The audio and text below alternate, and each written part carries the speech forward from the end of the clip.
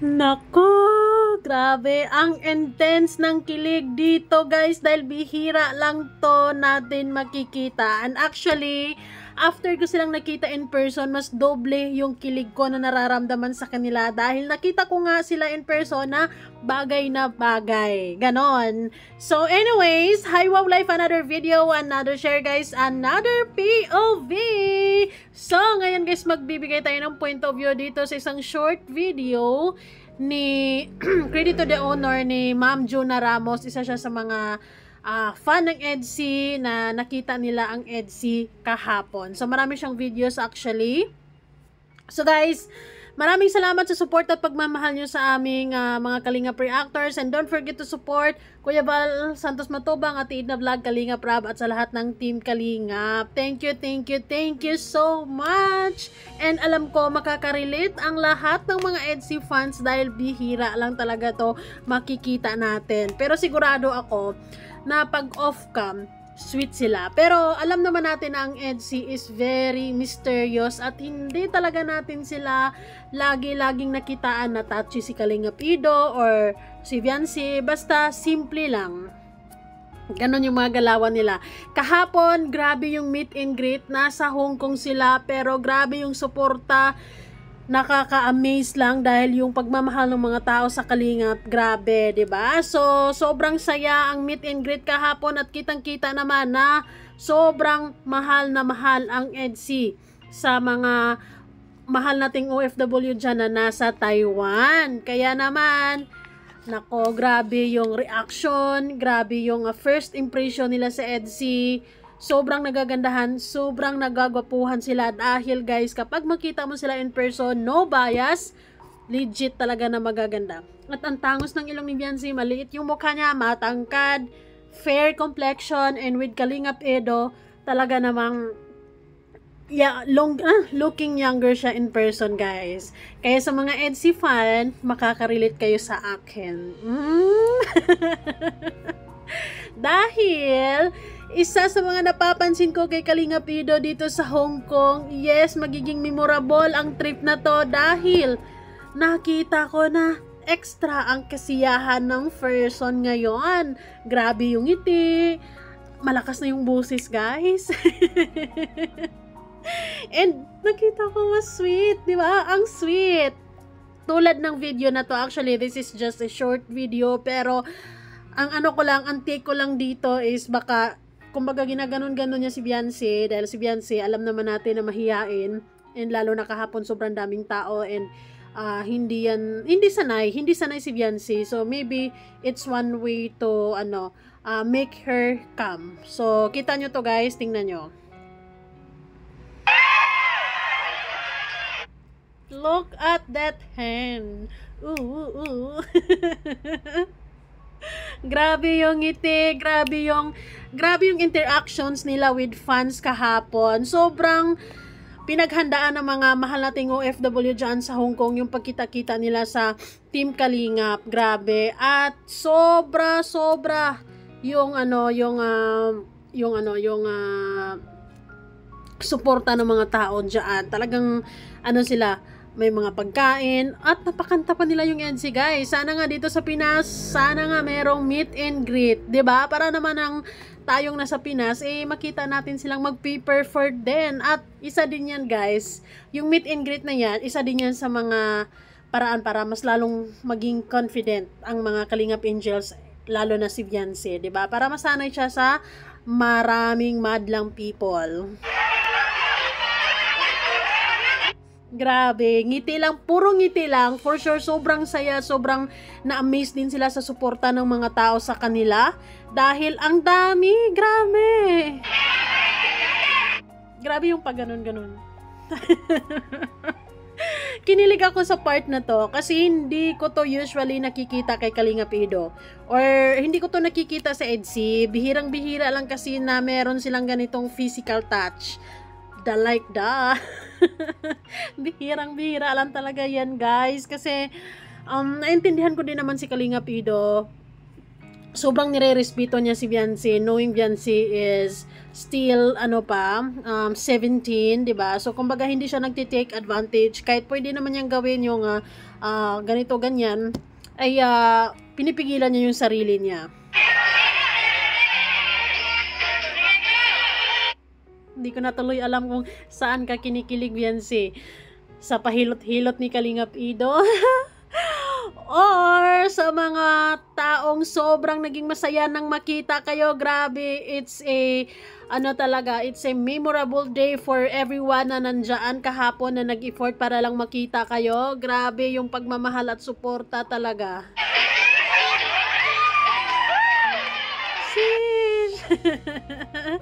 Parang walang nangyari lang, pero may pa ganun. Sobrang bihira lang kaya yan na makita natin na may ganyang ganap ang EDSI, kasi sobrang mysterious lang sila. Actually, nung nakita ko sila sa MUA, hindi ko nga sila nakitang nag-holding hands magkasabay lang silang maglakad, dikit, ganun, pero walang holding hands. Nakasmile, ganun, nag-uusap, nagkukulitan ng very very light, pero no touching. Pero isa sa mga napapansin ko kay Kalingap Ido ngayong nasa Hong Kong siya, nako, doble ang sweetness, doble yung pag-iingat niya kay Beyonce, ganun lang yun. Legit yung sinasabi niyang hindi niya pababayaan si Beyonce doon sa HK.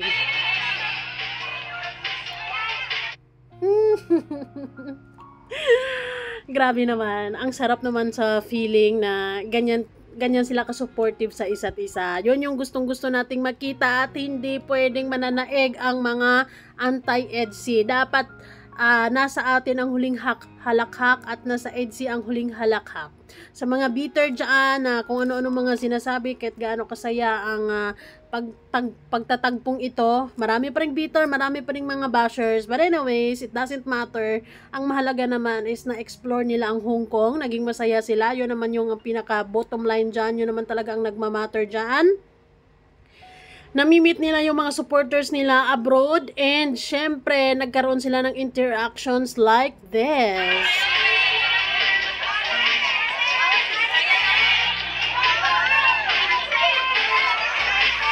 Ano ba yun?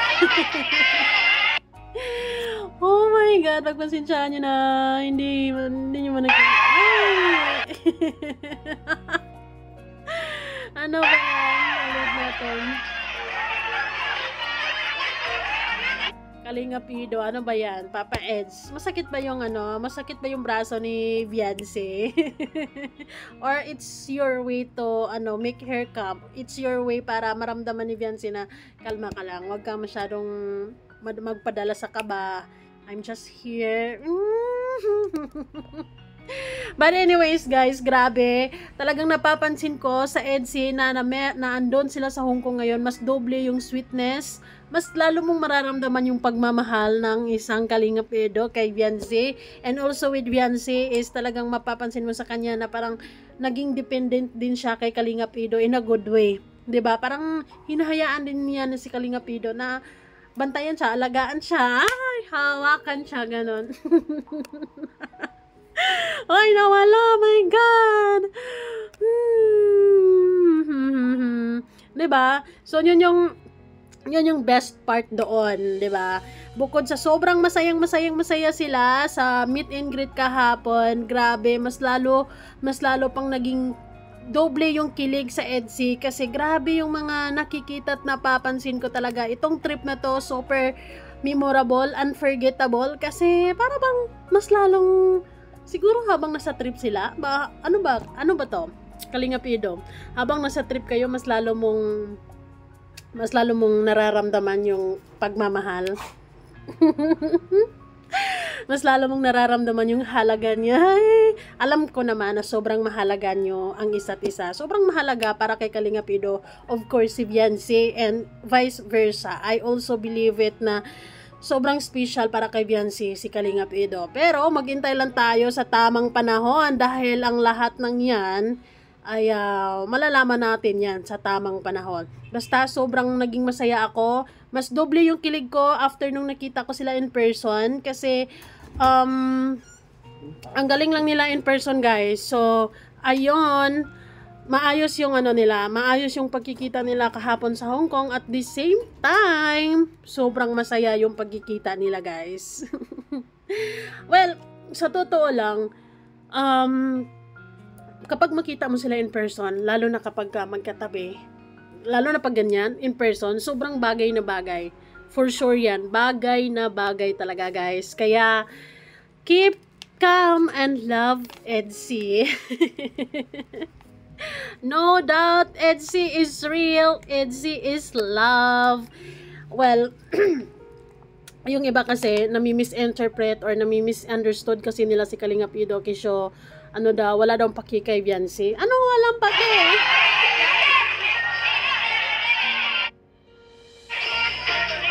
Grabe namang mukha yan. Artistahin talaga.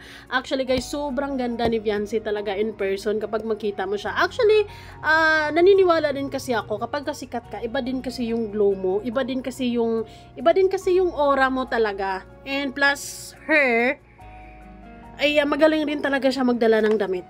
'Di ba? Talagang magaling magdala ng damit kahit ano siguro isusuot niyan, kahit papasuotin mo ng basahan niyan, magmumukhang maganda sa kanya. Hindi siya dadalhin ng damit, kundi siya yung magdadala ng damit, 'di ba? No matter kung anong damit 'yan, basta dadalhin niya 'yan and looking good pa rin sa kanya. Ano ba 'yan? What does it mean? Oy, Kalingap Ido, what is going on? Is it pampakalma ba? Well, kailangan ni Bibi Viancy yan. Kasi sa sobrang daming tao, kailangan talaga niya ng pampakalma, di ba? Kasi, syempre, for sure, kinakabahan siya dyan. Pero, syempre, dinadaan lang sa tawa. Smiling face pa din siya, di ba? Ayun, sobrang naging, sobrang naging memorable lang sa kanila ang ang trip na to, lalo na kay Viancy and kay Kalingap Ido. I also believe na mas lalo nilang nararamdaman kung ano mang dapat nilang maramdaman ngayong nasa Hong Kong na sila, panigurado. Sigurado naman meron sila lang yung lumalakad, sila lang yung titingin dito, titingin diyan, 'di ba? Meron silang Edsy time. Parang yung sila lang without camera, ganon, ganyan. 'Di ba? Para makapag-usap sila at mas maging intimate yung usapan. Yung yung maging mas maganda, 'di ba? Para mas maramdaman nila na we're here in Hong Kong finally. Because of Edsy, because of Kalingap, dahil sa suporta ng mga libo-libong tao, we're here because of dahil sa pagmamahala natin. Anyways guys, maraming salamat sa suporta at pagmamahal nyo. Thank you so much guys for watching. Kayo, ano masasabi nyo sa ginagawa ni Kalingap Ido na yan? Ako kinikilig ako sobra kasi bihira lang kasi na merong mga ganito kasi mostly ilang episode na ba sila? 68, 'di ba? Hindi ko masyado nakikitaan si Kalingap Ido na nagiging ganyan.